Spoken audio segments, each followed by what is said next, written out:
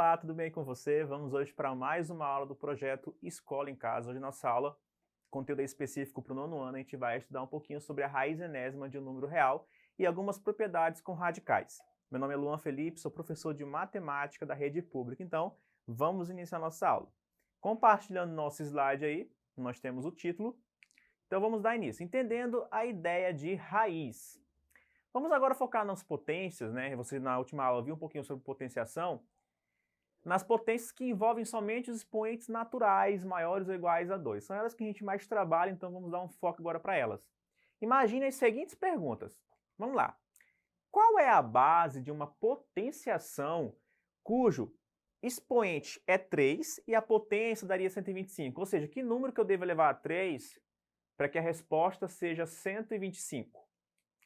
Pergunta B. Qual é o número real positivo que, elevado a 4, resulta em 16? Essas perguntas parecem que elas são inversas da ideia da potenciação, porque lá eu pergunto, quanto que é o número ao cubo? E aqui eu pergunto, que número que eu elevei ao cubo que a potência resultou em 125, né? Então vamos entender o que é essa ideia, qual é a ideia por trás dessas perguntas. Essas perguntas nos revelam um sentido inverso para o que vimos até aqui, pois nesses casos temos os valores dos expoentes e o resultado da potência, como eu já falei. Estamos então à procura da base de cada uma dessas potenciações. Estamos prestes a entender uma nova operação, que é a chamada radiciação. Tal operação pode ser vista como o inverso da potenciação, como já dei uma ideia, né? Então vamos lá, vamos definir aqui. Seja A um número real não negativo, B um número real não negativo e N um número natural maior ou igual que 2. Vamos definir o seguinte. A raiz, eu vou ler isso aí da seguinte forma.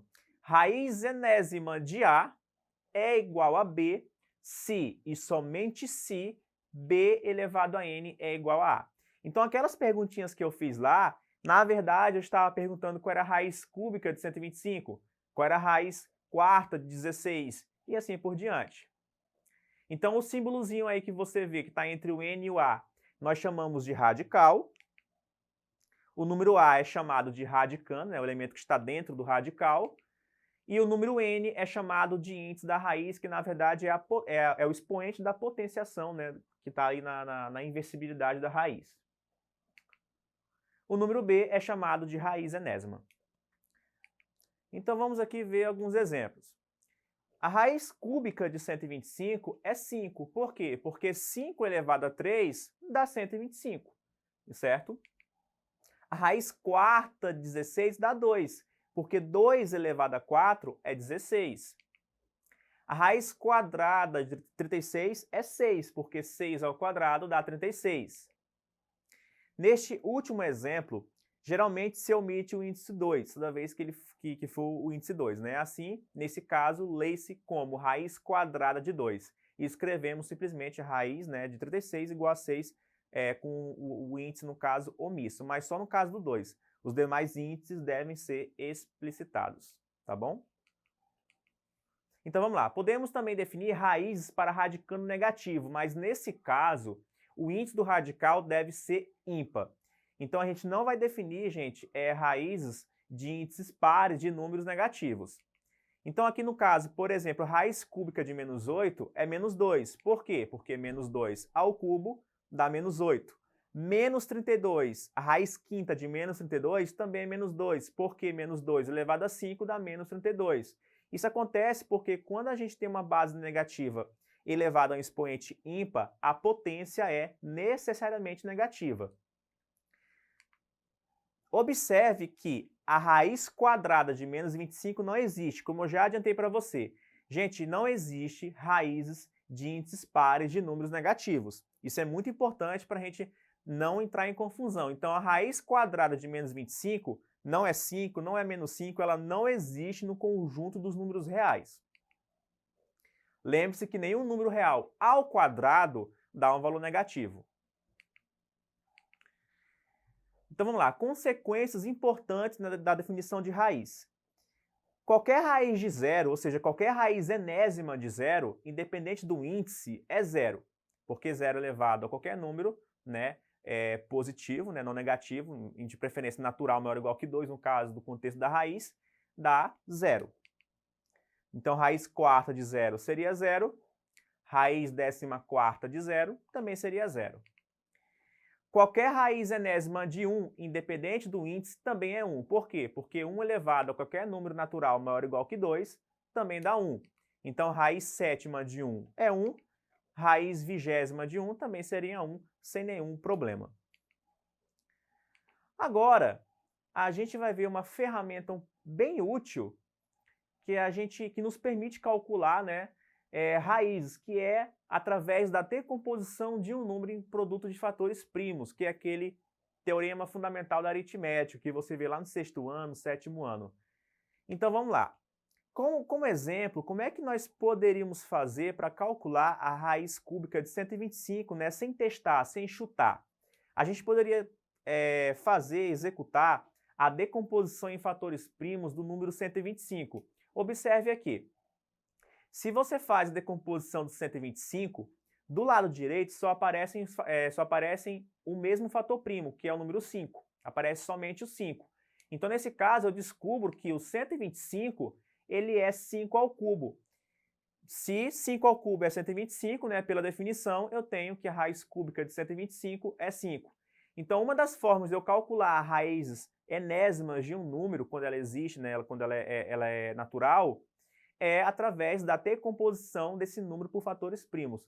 Vai dar, sempre dá para fazer assim.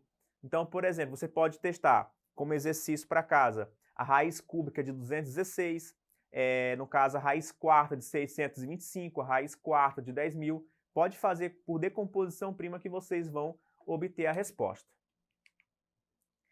Agora a gente vai ver um pouquinho das propriedades, né, da radiciação.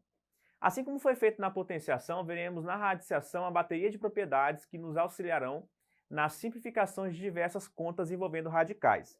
Em nossas propriedades, adotaremos em respeito à definição de radiciação que A e B são números reais não negativos e M e NP são números naturais maiores ou iguais que 2. Então vamos lá. Primeira propriedade. A raiz enésima de A elevado a N é o próprio A, ou seja, eu corto o N de fora com o N de dentro. Então, raiz cúbica de 4 ao cubo é 4, raiz quadrada de 7 ao quadrado é 7, raiz nona de 0,08 elevado a 9 é 0,08, a raiz quarta de 2/5 elevado a 4 seria 2/5 também. Na segunda parte da propriedade, eu tenho que a raiz enésima de A elevado a M, o que vai acontecer aí? Se eu pego o número P natural que divida tanto o N como o M, o que vai acontecer? Se eu dividir o N e o M por esse mesmo número P, eu não altero também a minha raiz. Isso é muito usado na simplificação de radical. Então, raiz enésima de A elevado a M é igual a raiz, né, de índice N dividido para P, né, dentro do radical ali, A elevado ao quociente de M por P. Então, observa, se eu tenho a raiz oitava de 3 elevado a 4, se eu dividir tanto o índice 8 como o próprio 4, que é expoente do 3, por 4, ambos por 4, eu vou obter a raiz quadrada de 3. Ou seja, o que está sendo dito aí? Que a raiz oitava de 3 elevado a 4, ela é igual à raiz quadrada de 3, por simplificação aí dos índices e do expoente, dentro do radical. Terceira propriedade, a raiz enésima de A multiplicado pela raiz enésima de B é a raiz enésima do produto. Ou seja, quando eu tenho um produto de radicais, né, de mesmos índices, para eu fazer esse produto é muito simples. Eu vou colocar tudo dentro da mesma raiz com o índice, conservando o índice. Então, raiz enésima de A multiplicado pela raiz enésima de B é raiz enésima de A vezes B. Então, observa aí, raiz quadrada de 2 multiplicado pela raiz quadrada de 3, observa que os índices são os mesmos. Então, eu posso conservar o índice, né, e colocar tudo dentro da raiz. Então, ficaria a raiz quadrada de 2 vezes 3, que dá a raiz quadrada de 6.